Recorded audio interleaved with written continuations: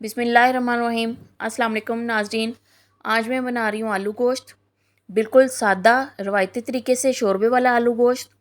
Mutton लिया है मैंने 1 किलो। ये चॉप्स वाला हिस्सा है, चांपे हैं मटन की।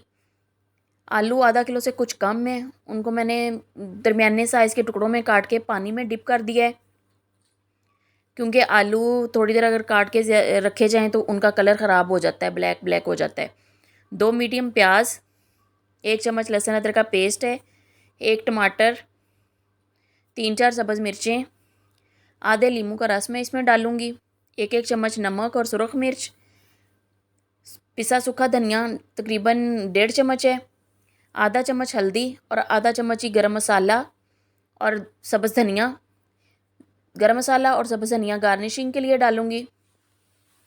सबसे पहले मैंने गोश्त को प्याज, लहसुन अदरक का पेस्ट और 2 गिलास पानी के साथ गलने के लिए रख दिया है। इसके साथ ही मैंने टमाटर भी इसमें उसी तरह पूरा ही रख दिया है। जब गोश्त गल जाएगा और टमाटर भी गल जाएगा तो फिर मैं टमाटर का छिलका उतार लूँगी। अब देखें यहाँ पे पानी तकरीबन खुश्क हो रहा है, गोश्त गल चुका है, टमाटर का मैंने छिलका उतार के उसको मैश कर दिया है। अब मैं इसमें सारे मसाले डाल रही हूँ। ज़्यादा मसाले नहीं हैं, बस हल्दी, सूखा धनिया, नमक, मिर्ची है।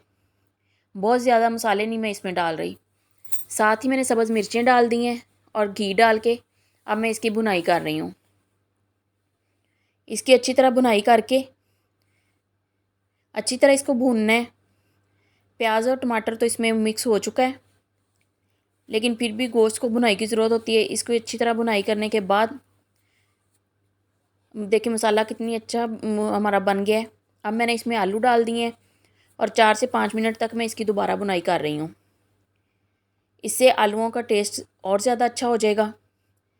अब मैं इसमें पानी ऐड कर रही हूँ। जितना शोरबा बनाना है उस हिसाब से उतना पानी डालना है। मैंने तकरीबन इसमें 1.5 गिलास पानी डाल रही हूँ।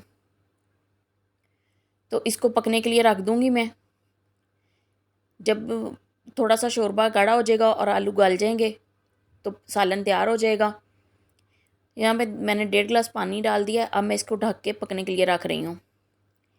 आप मुझे कमेंट्स में ज़रूर बताइएगा आपको मेरी रेसिपीज़ कैसी लगती हैं। मेरे चैनल को सब्सक्राइब, लाइक एंड शेयर करना ना भूलें। देखिए तकरीबन जितना मैंने शोरबा रखना था उतना तैयार हो गया है।